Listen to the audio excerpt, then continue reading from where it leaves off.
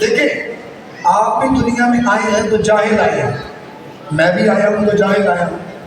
جب آپ آئے تھے آپ کو بھی علم نہیں تھا، جب میں آیا ہوں مجھے بھی علم نہیں تھا۔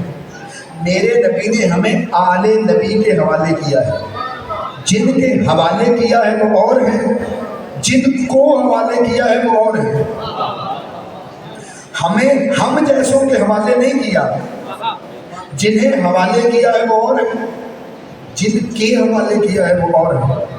اس بات کو سمجھیے گا کہ آپ دنیا میں آئے تو جاہل آئے تھے، میں بھی جاہل آیا تھا۔ انسان کے علم حاصل کرنے کے ذریعے ہیں پانچ ذریعوں سے انسان علم لیتا ہے۔ کبھی انسان کسی چیز کو مس کر کے لمس کر کے پتہ کرتا ہے یہ سخت ہے یا نرم ہے۔ کبھی انسان کسی کو دیکھ کر علم حاصل کرتا ہے، کبھی انسان سونگھ کر علم حاصل کرتا ہے، کبھی انسان سن کے علم حاصل کرتا ہے، کبھی انسان چکھ کے علم حاصل کرتا ہے۔ یہ 5 ذریعے ہیں علم کے۔ آپ دنیا میں آتے ہیں جاہل آتے ہیں، تھوڑے بڑے ہوتے ہیں تو یہ 5 کام کرنا شروع کر دیتے ہیں۔ کچھ چیزیں سن کے آپ کو پتہ چلتی، کچھ چکھ کے، کچھ سن کے، کچھ دیکھ کر، کچھ لمس کر کے۔ آپ کے علم کے یہ ذرائع ہیں، ان 5 میں غلطی ہو سکتی ہے۔ آنکھ کبھی صحیح دیکھے کبھی نہ دیکھے، کان کبھی صحیح سنے کبھی نہ سنے، زبان کبھی صحیح چکھے کبھی نہ چکھے۔ آپ چونکہ دنیا میں آ کے علم لیتے ہیں، تھوڑا تھوڑا کر کے لیتے ہیں، ان 5 کے ذریعے لیتے ہیں، غلطی ہو سکتی ہے۔ وہ دنیا میں آ کے علم نہیں لیتے، وہ وہاں سے پڑھ کے آتے ہیں۔ یہی وجہ ہے تم آتے ہو تمہیں کچھ بھی پتہ نہیں ہوتا، وہ آتے ہیں تو نبی کے ہاتھوں پہ کہتے ہیں تورات سناؤ، زبور سناؤ، انجیل سناؤ یا قرآن سناؤ۔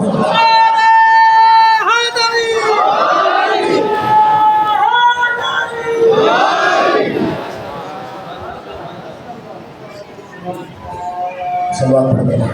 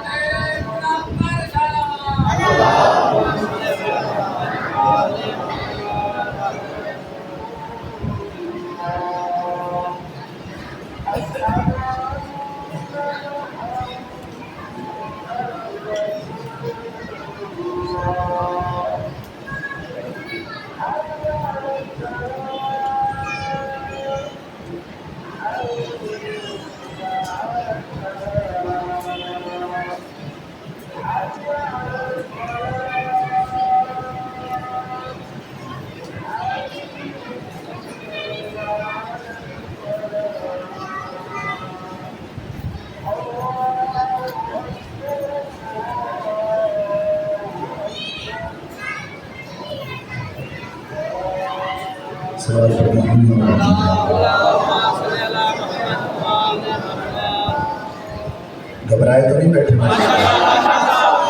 تم آتے ہو جاہل آتے ہو، میں آیا جاہل آیا، آپ کے دنیا میں سیکھا۔ وہ آئے تو عالم آئے، انہیں یہاں آ کے پڑھنے کی ضرورت نہیں۔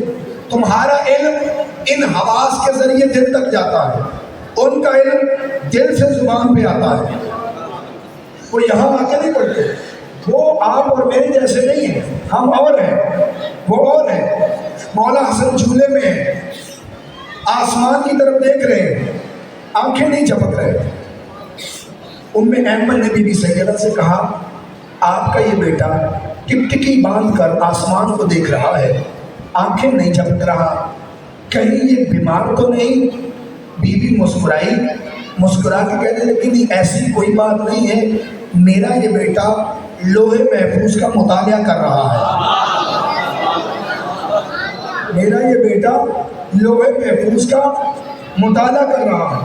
گھبرائے نہیں بیٹھے تو جملہ ایک ہی ہے جو آپ کے سامنے رکھنا ہے، وہ جملہ یہ ہے کہ تم آتے ہو تو انسان کی لکیریں پڑھتے ہو، وہ آتے ہیں تو لوح محفوظ کی تحریریں پڑھتے ہیں۔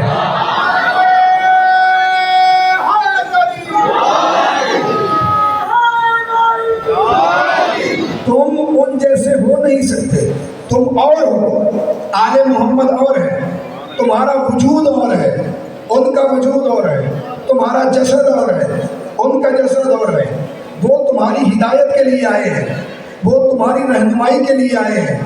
وہ میری بات بڑی غور سے سنیے گا، شیعہ مذہب میں بیعت صرف معصوم کی ہوتی ہے۔ کل میں نے بات ادھوری چھوڑی تھی، میں آج اس کو پورا کر رہا ہوں کہ لوگ کسی نہ کسی کی بیعت کرتے ہیں، آپ کے علاقے میں بھی کرتے ہوں گے، باہر بھی کرتے ہیں، کسی کو اپنا مرشد مانتے ہیں، کسی کو اپنا پیر مانتے ہیں، کسی کو اپنا ولی مانتے ہیں، کسی کو اپنا پیشوا مانتے ہیں، اس پہ جان قربان کرتے ہیں، مال اپنا لٹاتے ہیں۔ لیکن شیعہ مذہب میں یہ کوئی چکر نہیں ہے۔ شیعہ مذہب میں بیعت صرف معصوم کی ہوتی ہے۔ آپ کو حق حاصل ہے، مجھ سے پوچھو ایسا کیوں ہے، کسی غیر معصوم کی کیوں نہیں ہوتی؟ تو بڑی سادہ بات ہے، بیعت کا مطلب ہے تجارت، کچھ دینا کچھ لینا۔ بیع کہتے ہیں تجارت کو، بیعت تجارت کرنا، کچھ دے کے کچھ لینا۔ ہمارے مکتب میں صرف معصوم کی بیعت ہوتی ہے، غیر معصوم کی نہیں ہوتی۔ سمجھ گئے بات؟ کیوں ایسا ہوتا ہے؟ کیونکہ بیعت کہتے ہیں تجارت کو، کچھ دے کے کچھ لینا۔ آپ دیتے کیا ہے اور لیتے کیا ہے؟ جب بندہ کسی کی بیعت کرتا ہے تو اپنا ہاتھ اس کے ہاتھ پہ رکھ کے کہتا ہے میری جان بھی تیرے حوالے، میرا مال بھی تیرے حوالے، تو اللہ کی جنت مجھے لے کے دے گا، میری جان بھی تیرے حوالے، میرا مال بھی تیرے حوالے، تو جنت لے کے مجھے دے گا۔ اب سمجھ میں آیا کہ شیعہ غیر معصوم کی بیعت کیوں نہیں کرتے؟ کیونکہ کوئی بھی نہیں ہے ان کے علاوہ جو جنت کی ضمانت دے سکے۔